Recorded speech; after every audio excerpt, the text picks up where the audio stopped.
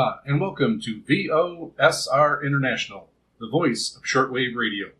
I'm your host, Wavecrest Guy. This broadcast is being transmitted by WRMI, Radio Miami International, in Okeechobee, Florida, on both 9455 and 15770 kilohertz. This broadcast is also being transmitted by shortwave radio in Lower Saxony, Germany, on 3975 kilohertz. So we're going to start out this broadcast with some announcements, and I just want to thank everyone for all the well wishes and kind words and comments that were sent in for our 1-year anniversary.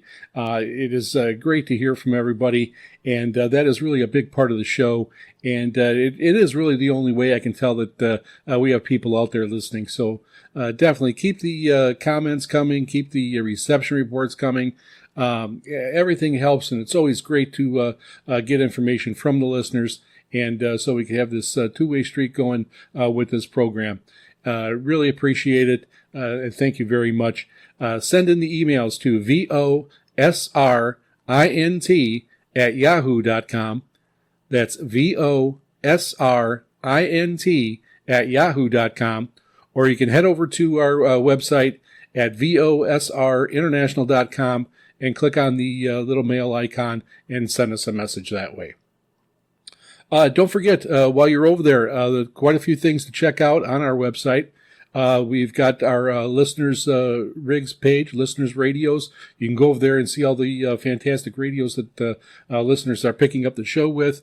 They even send pictures of their surroundings, if they're, where they live. We have some from Finland. We have some from Arizona. So we have got quite a few pictures on there of different landscapes of where people are living at and where they're listening to the radio at. Also, we have our listener map, and that is continuing to grow. It's amazing how people are just flipping through the frequencies and finding the broadcast and then writing in, and then I'm able to add the pin onto our map. So that's grown really well. I know there's a lot of people listening that haven't written it yet, haven't sent us an email. Go ahead and send us an email. You can just give your first name if you want and your location, and we can get you on there. It's really quick to send in an email, and so we can add pins onto our map. It's really great to be getting them from all over the world and getting a lot of these pins added in different places. We're down to only a few states. I know we got North Dakota, South Dakota we need, and Wyoming we also need.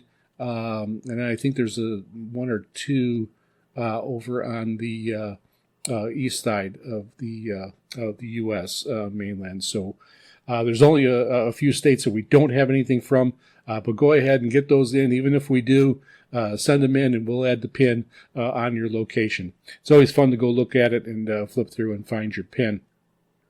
Also, you can support the channel by heading over there, and we have a page where you can buy some VOSR International merchandise. We've got hats, we've got shirts, we've got coffee mugs, stickers, and mouse pads, and things like that. So go ahead and go over there and check it out. We have had a few orders go out of there recently with our 1-year anniversary. So go over there and check it out. And anything that's purchased there, the proceeds just go to purchasing airtime. Then don't forget about our Facebook page. We are on Facebook, VOSR International. You can go ahead and join that group.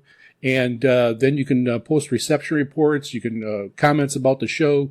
So any comments that are left on Facebook on VOSR International, those will get read as part of the mailbag. So you can go over there. That's another easy way to communicate with us, reception reports or comments about the segments or radios that you're using. Can really be used for anything. You can also head over to Reddit. And we have a group over there with over 1,000 members. So we have over 1,200 members at this point. But you can check it out. It's Grundig Shortwave Radio. To join us over there, you don't have to have a Grundig. You can go ahead and join the group. I post a lot of our VOSR International updates over there. And you can post reception reports, questions about radios. So that's the same. So you can, a lot of different venues you can use. Then also don't forget about our YouTube channel, Wavecrest Guy. You can head over there. I've got quite a few reception reports and a lot of radio reviews, and I am doing the Oatson DX286. I'm starting a playlist for that, and I also have the playlist over there for all the past broadcasts of VOSR International. So you can go back to the very first broadcast on February 28th of 2025 and listen to that and start from the beginning and go ahead and listen to those. I do have a couple segments that are 1 or 2 parts, so you can go ahead and check those out in case you missed some, propagation being bad. And that's one of the main reasons why I have that. Sometimes propagation gets bad. You can't hop on a Kiwi SDR.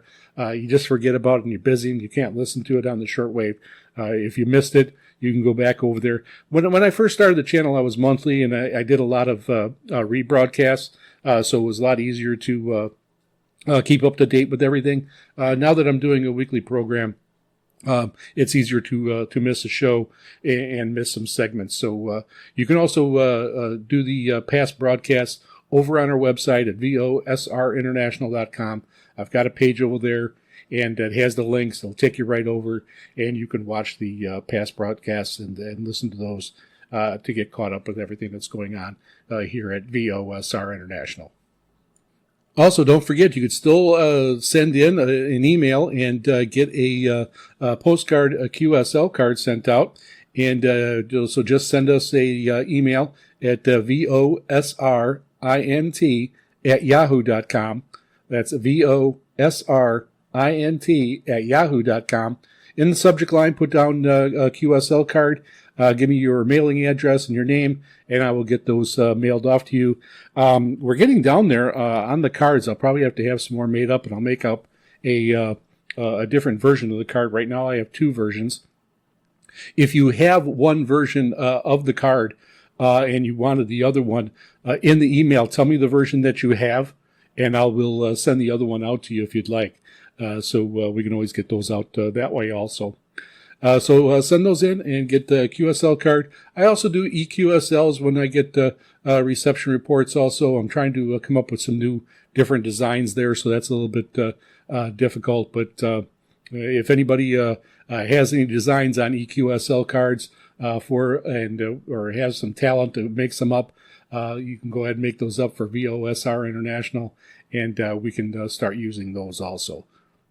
All right, so now on with the show. And now a segment on historic shortwave radio broadcasts. This one is going to kind of fall in line with the fireside chat series that FDR is famous for doing his famous radio broadcasts as the fireside chats. This is going to be a speech given on August 14th, 1935. And President Franklin D. Roosevelt did not deliver a traditional fireside chat broadcast, but rather made a significant radio address upon the signing of the Social Security Act. So again, very similar, but he made this specifically an address on the Social Security Act. This address marked a key moment in 1935 legislative session, which was considered the apex of his New Deal that he ran on. So in the context, in his remarks, FDR described Social Security Act as our plain duty to provide a measure of protection to the average citizen and their family against the hazards of life, such as old age and unemployment. While the act was signed on this day, it faced significant debate and resulted in an exclusion of some, including many farm and domestic workers. The significance, the address solidified a new long-term relationship between the federal government and the economic security of the American people. And August 14th is now observed as a Social Security Day.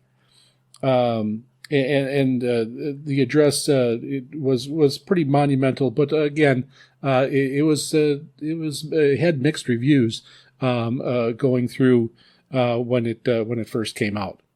So one thing about the Social Security Act and a lot of the New Deal, it was very controversial, during that time period, trying to, talking about the powers of the president. And, but the one thing about Social Security Act, it did overwhelmingly pass with bipartisan support. So the original Social Security Act of 1935 passed with overwhelming support. The House voted 372 to 33 on April 19th, and the Senate voted 77 to 6.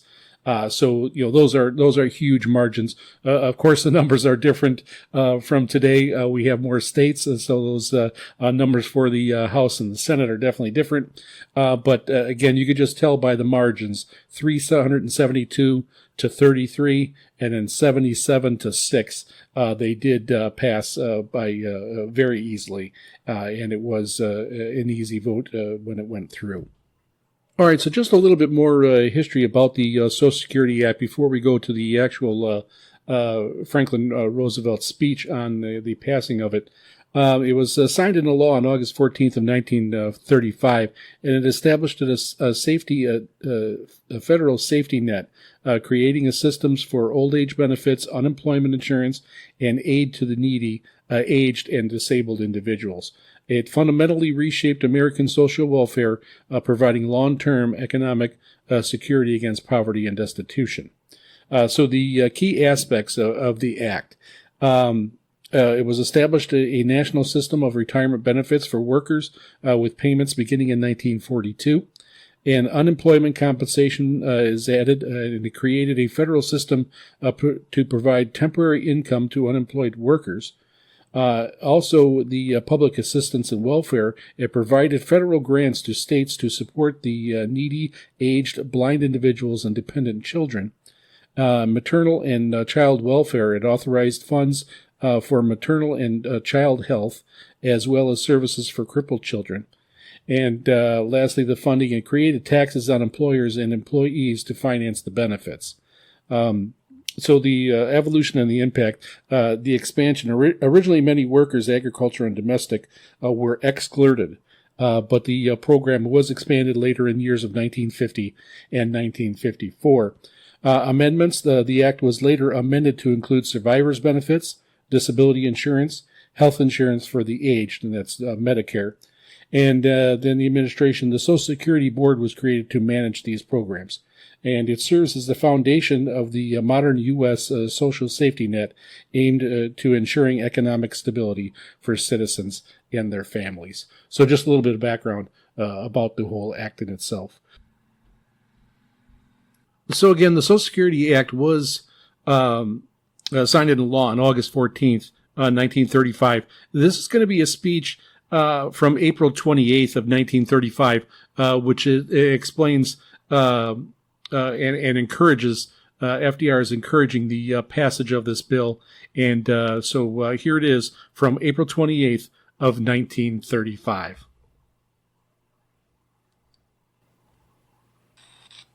So there you have it. And that, of course, was an edited portion of the speech. It went for quite some time, but it definitely hit the highlights of the Social Security Act.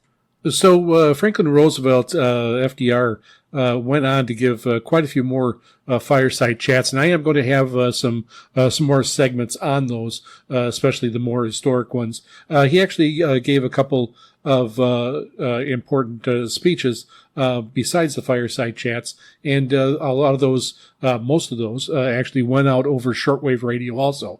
Remember, during this time period, shortwave was the only way to get his message out, and he used it very effectively to make sure that every U.S. citizen, wherever they were in the world, was able to hear his message. And it also helped build relations with other nations, and because they were able to hear his message firsthand. So let me know what you think of that one, the segment on Franklin Delano Roosevelt and his speech on Social Security. Send us an email at VOSRINT@yahoo.com. That's VOSRINT@yahoo.com. Or head over to our website at VOSRinternational.com. You can click on the mail icon and send us a message that way. And now, on to the mailbag. First off, we have an email from Adrian, a regular listener from Malta, and he was listening on February 26th on 3975 kilohertz, and that's out of shortwave gold out of Lower Saxony, Germany. And he was listening on SDR 20 from Malta at 1900 UTC, and he reports a SINPO of 55454. And he congratulated me on my 1-year anniversary. Thank you, Adrian. Thank you for listening. And the 3975 has been working fantastic and getting down to Malta really well.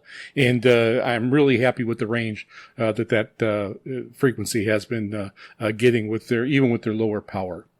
And next we have Carrie from Lahti, Finland, and regular listener, and they report listening on February 26th, also on 3975 kilohertz, and reports that it was better again in Sweden and then from Finland, where I made those, and he did, some sound clips were attached.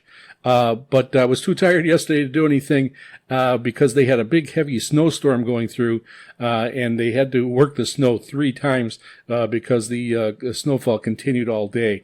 And I always complain about the winters in Wisconsin. I can only imagine about how much snow you guys get over there in Finland. But now the temperatures rose to plus grades, and the roads are now very slippery as a skating rink. So it is really dangerous to walk anywhere outside.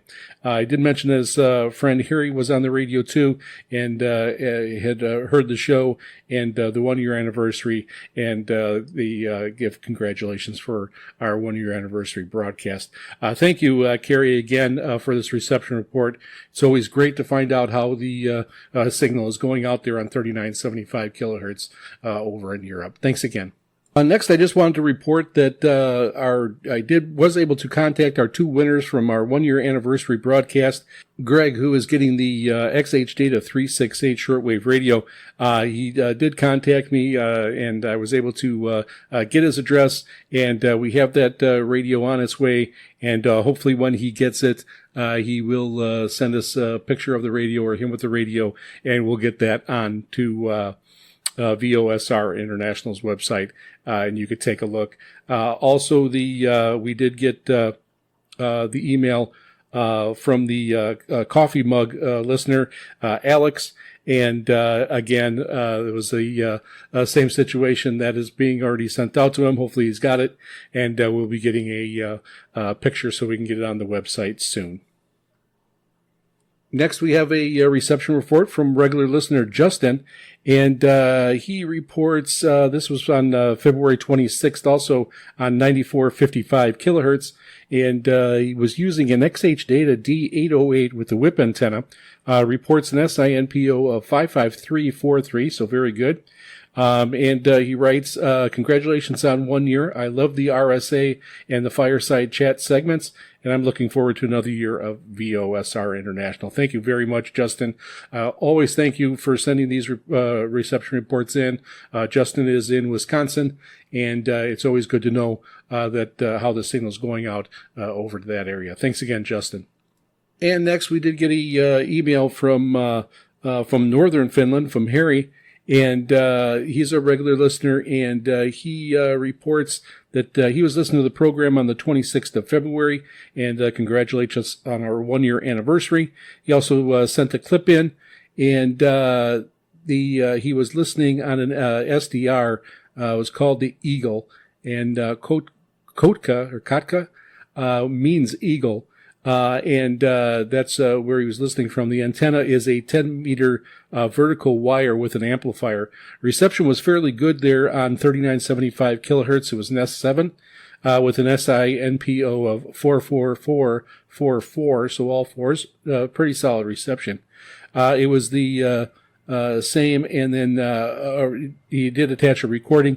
He also managed to hear our broadcast on 3975 kilohertz from Finland on his Sony with an MLA 30 plus antenna. Reception was poor to fair. Perhaps with the headphones you could listen to it, but it was poor in the with noise in the background. But he will try again on a later date, and maybe the situations will be a little bit better. And then he also writes, I was on the 75-meter band on late Saturday night, the 21st of February, local time. There was on 3975 kilohertz, the VOSR program going on between 20 and 21 UTC. Was it a replacement of something? I wasn't aware of that being sent out. Maybe they did put it on as a filler or something that I wasn't aware of. I did check their schedule. I don't see it going on any other time except for the Thursday. So maybe they did use that as a filler, but again, I wasn't aware of it. So over in Finland, he writes that we here are turning into what we call spring-winter. Day temperatures are getting higher around 0 Celsius, but nights can still be cold. At daytime, you get a good taste of spring coming, and the glasses may already be warming up when the sun shines. So definitely don't miss the winters for sure, which is one of the reasons why I'm here in Molokai, Hawaii. I can only imagine in Finland, but it's got to be beautiful over there. And some of the pictures that have been sent between Carrie and Harry over in Finland have just been fantastic. And I do have those over on our website at VOSRinternational.com. Thanks again, Harry. Next, we have Jeff from Bloomsburg, Pennsylvania, and he's a regular listener, and writes, currently listening to VOSR International on 15770 kilohertz. This was back on February 28th. It's a great signal, 5x4 due to local power line noise. Listening on a Texan PL380 using just the built-in whip. So a good segment on the RSA's history. Fun listening to the fireside chat also. Congratulations on the 1-year anniversary and keep up the great work. Thank you so much for your reception report and your comments, Jeff. It's always great to find out how these are going out and how they're being received in different parts of the world. So keep the reception reports coming. They're always great to get. Thanks again, Jeff. And next we got an email from Kath, and she just wanted to report that she did receive the QSL card in the mail, and she wanted to also say, by the way, in recent blizzard in Rhode Island was a record breaker, 36 inches of snow here in Warwick. Unbelievable. I just can't imagine having that much. That is just crippling. And, now living here, I really can't imagine it at all. So take care, Kath, and thanks for letting me know that you got the card. And next we got an email from Andrew from South Devon, England. And he reports, good evening, Jeff. I finally got around to listening to your Thursday broadcast. And he had a strong signal with some interference. And he reports an SINPO of 43433. He was listening on, this was on March 5th. And the frequency was 3975 kilohertz. And he was listening with a Texan PL880 with a 20-meter long wire. Andrew also sent a link to a YouTube video, and I'm going to be putting that on our website at VOSRinternational.com. So you can go over there, check it out, and you can find out how well Devin was receiving the broadcast on 3975 kilohertz. I'm sorry, Andrew. Thanks again, Andrew. And next we have an email from Blake in Merced, California. And he writes, aloha all. Here is my radio room and a close-up of my Tentec 585 Paragon. That is vintage 1989. It is primarily an HF transceiver, but I use it mainly for SW DXing, reserving my other Tentec rig, which is an Omni 5, for HF activities. Both photos were taken in about 10 minutes ago while enjoying the program on WRMI. He's got a great setup there. I already uploaded these pictures onto our website, so go check them out at VOSRinternational.com. Go over to Listeners Radios and check these out. There's a lot of beautiful radios on there, and I got it set up where you can just flip through. You can see who the listener was and where they're located at. Thanks again, Blake. Next, we got an email from Eli, and he was listening on March 6th. And he writes, hello, picking you up in Fort Collins, Colorado on 9455 kilohertz with a Stromberg Carlson 61W made in 1935. Just finished the repairs, and you guys came in so clear, I thought I was on standard AM broadcasting band. Very happy to hear the show. Great to hear it, and it's very nice. It's 8 p.m. here, 0300 UTC. The picture's attached. I do a lot of radio repairs for folks, so it's nice to hear relevant broadcast. Thanks for the pictures. The picture, I already have it up on our website. It's another beautiful radio to take a look at. You really should check it out. There's quite a few really nice older ones that people are still using and picking up the show. Thanks again, Eli. Email from Matthew, and he is in Ammit, Louisiana, and he also has a broadcast on WRMI, Christian American Ministries. I'm going to have the information, the links. He's got a website link and YouTube, and I will get those links put on our website at VOSRinternational.com. And thanks for the email, Matthew. It's great to hear from you. So that will close out our mailbag segment. Please keep the emails coming. It's great to get all this communication and to know how the receptions are coming through all throughout the world. Send your emails to VOSRINT@yahoo.com. That's VOSRINT@yahoo.com, or head over to our website at VOSRinternational.com, and you can click on the mail icon and contact us that way. And now for another segment of On This Day in Shortwave Radio History. March 2nd, 2022. Following the Russian invasion of the Ukraine, the BBC announced the revival of shortwave radio services to the region to bypass internet and television shutdowns. Broadcasts were transmitted on 15735 kHz and 5875 kHz to provide accurate, independent, and more echoed Cold War-era broadcasting strategies. March 3rd, 1924, 102 years ago, Westinghouse began testing the concept of rebroadcasting by linking distant stations. KDKA in East Pittsburgh was linked with KFKX in Nebraska via the 3200 kilocycle shortwave transmitter. March 15th, 1945, the Academy Awards were broadcast in their entirety on the radio for the first time, airing on ABC and the Armed Forces Radio Service. The Armed Forces Radio Service was used extensively to get the word out to Americans abroad. April 8th, 1945, a prisoner at Buchenwald rigged up a radio transmitter and sent a message in desperate attempt to contact the Allies for rescue. 3 minutes after his message, the U.S. Army answered, "Hold out, rushing to your aid." Staff of the Third Army. The camp would be later liberated 3 days later. March 16th, 1930, the first live opera is broadcast. In a landmark early long-distance transmission, a live performance of the opera Fidelio was broadcast from Germany to New York.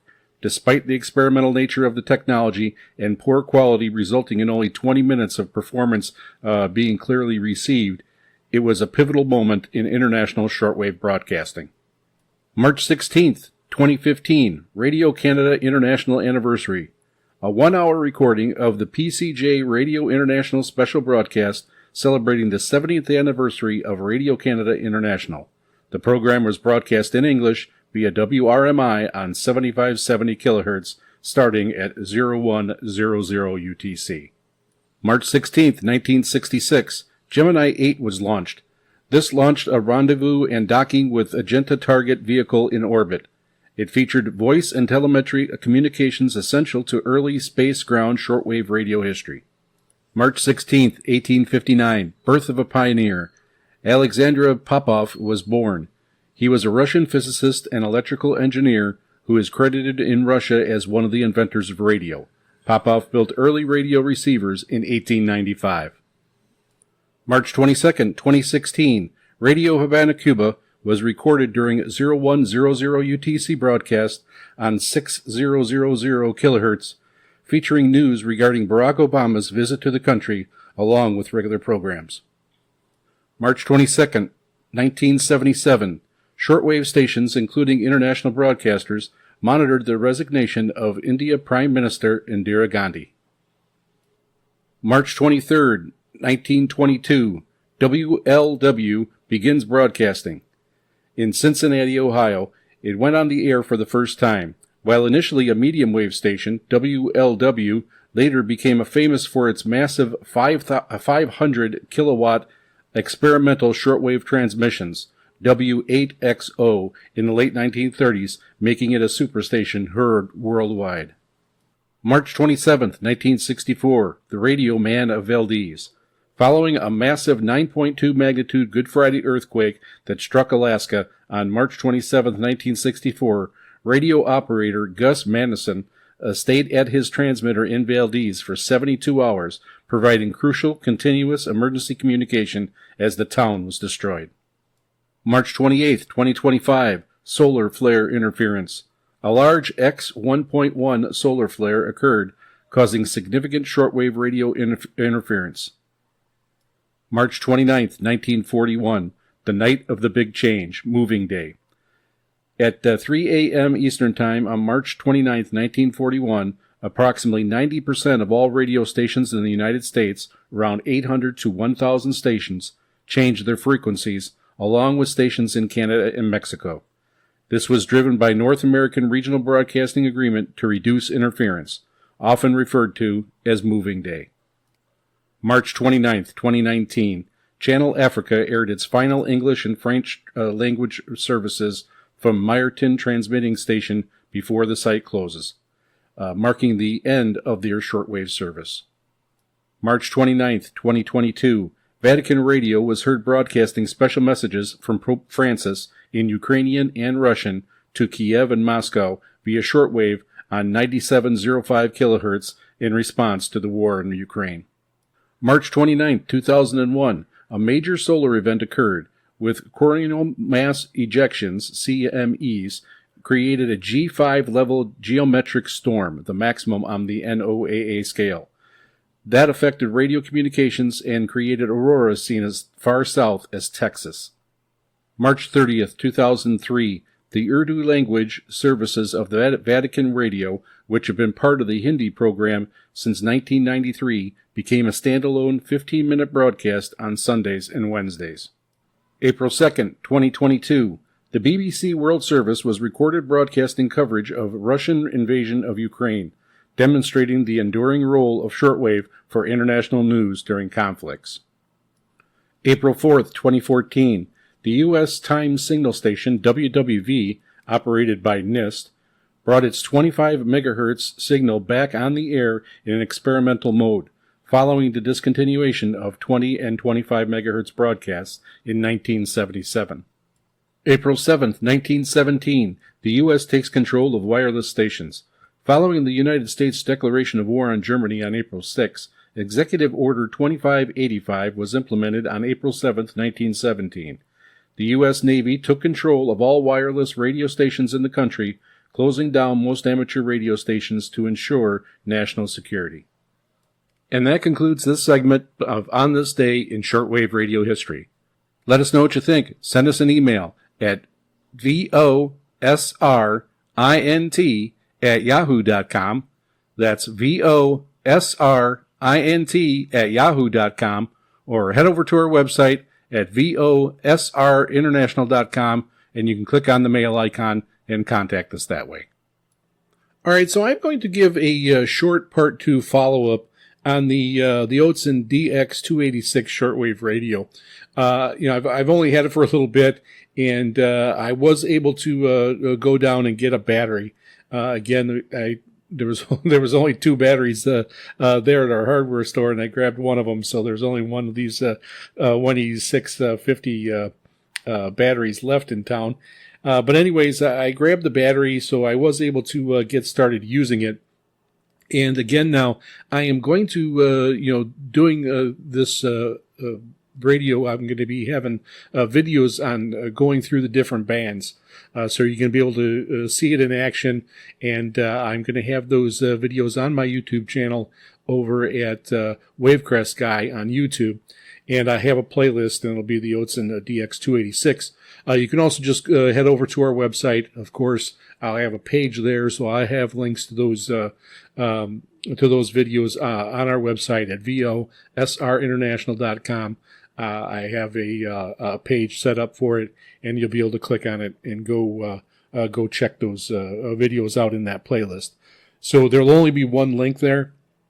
But every time I add a video into the playlist, when you click on that, it's going to bring up all the videos in the playlist, so you'll be all set to go there. Now, one thing I did do when I myself was listening to my broadcast of VOSR International, I can only pick up that on my radios here on Molokai. I can only pick it up on 94.55 kilohertz. We are also on 15.770 kilohertz. I have not been able to pick up that broadcast here in Hawaii.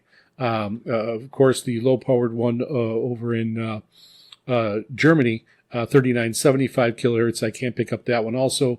And then also on 58.50 kilohertz, I can't pick up that broadcast either. And that is on the hour before the 94.55 kilohertz broadcast. I could pick up 58.50 here in Hawaii, but it has to be later on at night. So when VOSR International is on at 0300 UTC on 94.55 kilohertz, that is actually 5 p.m. Friday evening here in Hawaii. So it is still light out. It's not even getting dusk. The start of the program usually isn't the best, but as it continues on, the signal gets stronger on 94.55. I've usually always gotten a listenable signal here on 94.55 kilohertz. Usually if I get to S5 with headphones on it, it is a listenable signal. And in general, S7 is fine. I can have it on the speaker, and it's very easy to listen to at S7 here in Hawaii. So just while I was listening to the show, I was taking the battery out, and I went ahead and I installed the battery in the Odson DX286, and so I went ahead and I put up the telescopic antenna. I didn't expect to get anything with the telescopic antenna, and I did not. I do have the video out now where you can go check it out. But I did, in the video, I showed me unplugging the external antenna, and then you could just hear the static coming through that the broadcast was not being picked up with a telescopic antenna. Again, did not expect it to. It doesn't come in on my Sea Crane Skywave SSB2 or any of the other portables that I reviewed. So nothing odd there in that situation. But of course, when I clicked in the external antenna, I used the K480 WLA antenna for this. When I clicked that in, it actually picked up the show pretty well. I'm going to go ahead and I'm going to play a short clip of the reception I got from the DX286, the Odson, and you'll be able to hear a little bit of the quality of the speaker, which is actually a pretty good speaker for how small it is. I actually think that it does sound a little bit better than the Sea Crane Skywave SSB2. Not a ton, but it does have a little. It is a little bit clearer and a little nicer in sound quality. But now there is, of course, there's quite a bit of static on this, but you'll be able to get the idea here on the show, and you can always go over to VOSRinternational.com and check out the whole video. And of course, I'm going to have more on there.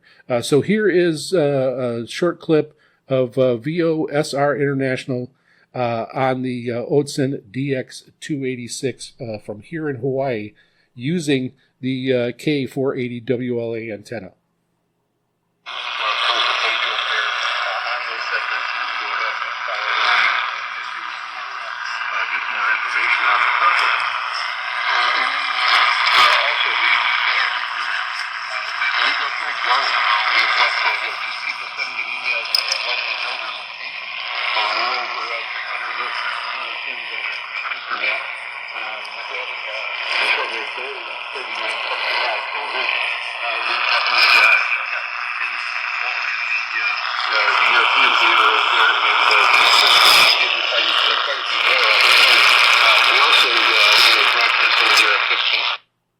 All right, so that's the short clip.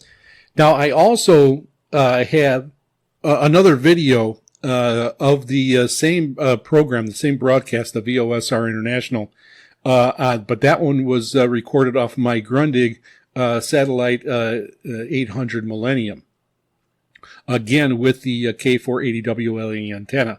Not really a fair comparison, but you can go over there and listen to that to see the difference between those two radios.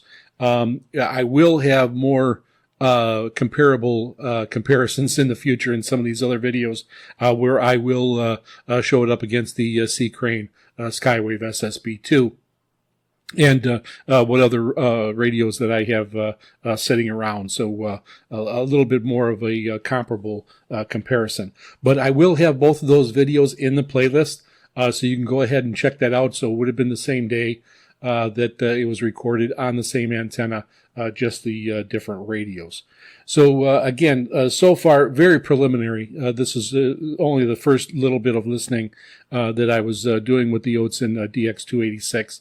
I haven't done much else with it yet to get some videos and getting stuff ready, information ready for the third segment here on the VOSR International broadcast. But I will be having more updates on this radio using the different bands and different antennas and let you know how it goes.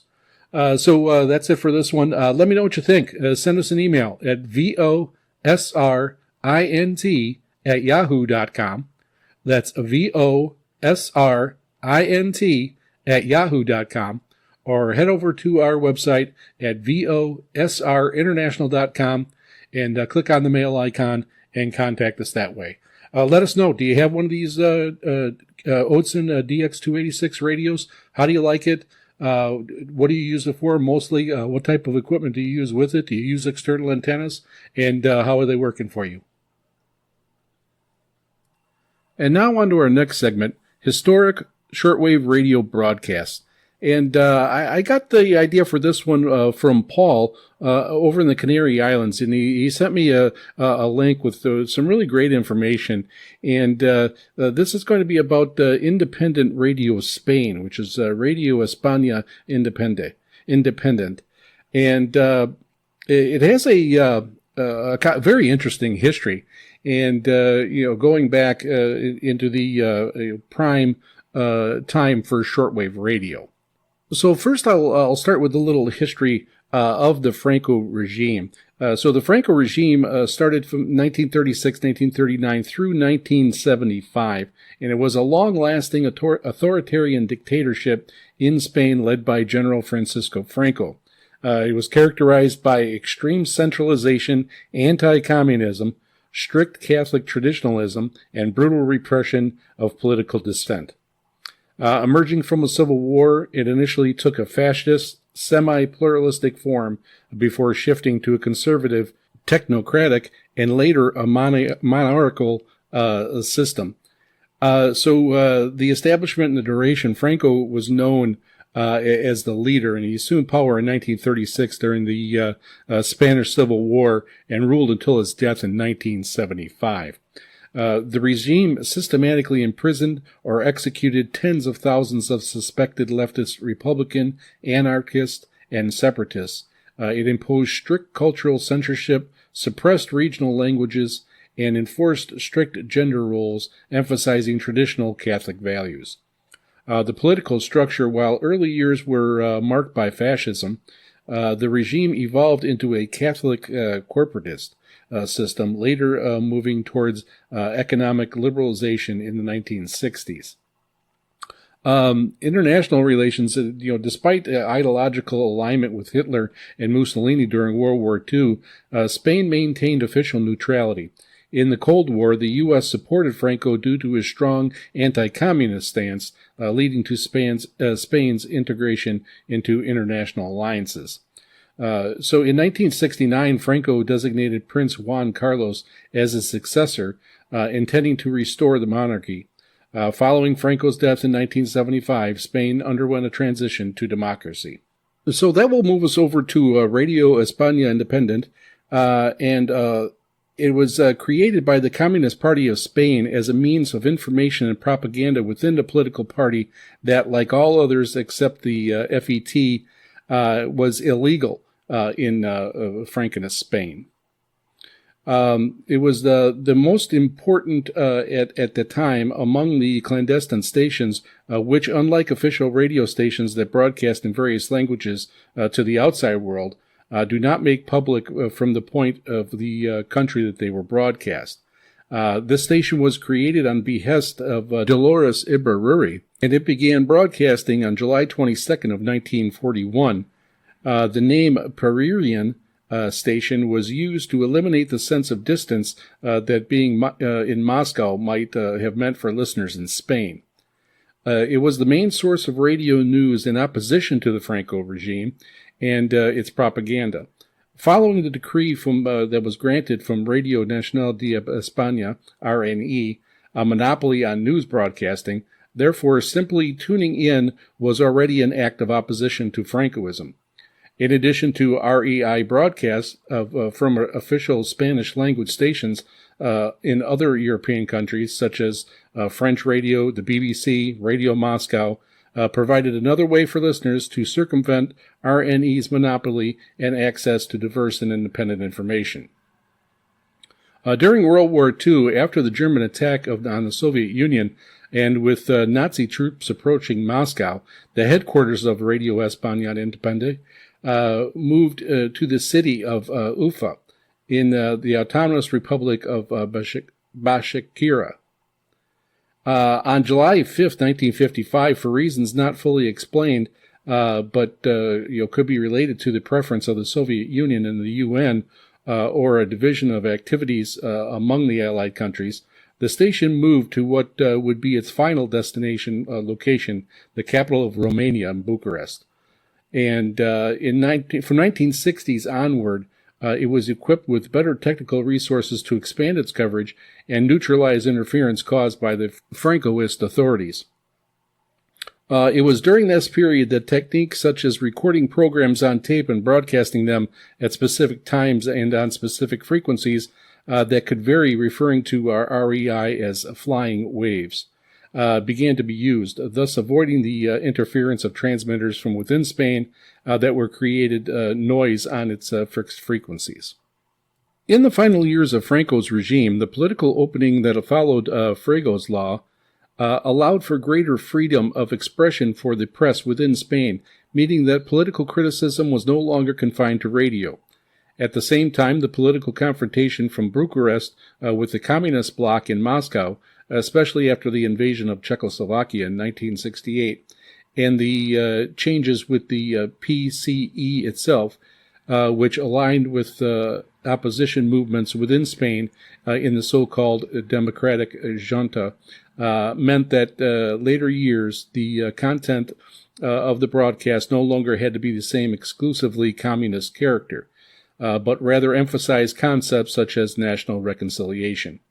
Franco's death reinforced this trend, and the station adapted to the new situation under constitutionality monarchy, following the decisions made by Santiago's Communist Party after its return to Spain. On July 14, 1977, with the arrival of democracy in Spain, it broadcasted its last program from Madrid, transmitting the first sessions that were to draft the 1978 Constitution. So I'm going to close out this segment with a short clip from the actual program, and it's only about a minute long, and it actually just has the start of the music and then introduces the broadcast a little bit. So here is the clip. Habla Radio España Independiente, Estación Pirenaica.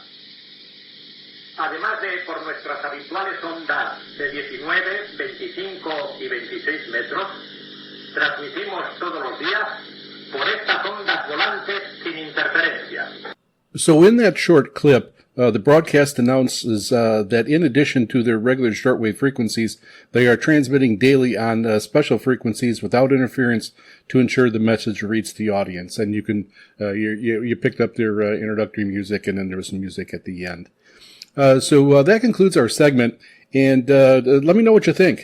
Send us an email at VOSRINT@yahoo.com. That's VOSRINT@yahoo.com, or head over to our website at VOSRinternational.com, and you can click on the mail icon and contact us that way. And that concludes our broadcast. Be sure to catch our broadcasts every Saturday at 0300 UTC on 9455 kHz, and also on Saturdays at 2300 UTC on 15770 kHz, transmitted by WRMI Radio Miami International from Okeechobee, Florida. We are also broadcasting on Thursdays at 1900 UTC on 3975 kHz, transmitted by Shortwave Radio in Lower Saxony, Germany. Until next time, ahoy ho everyone.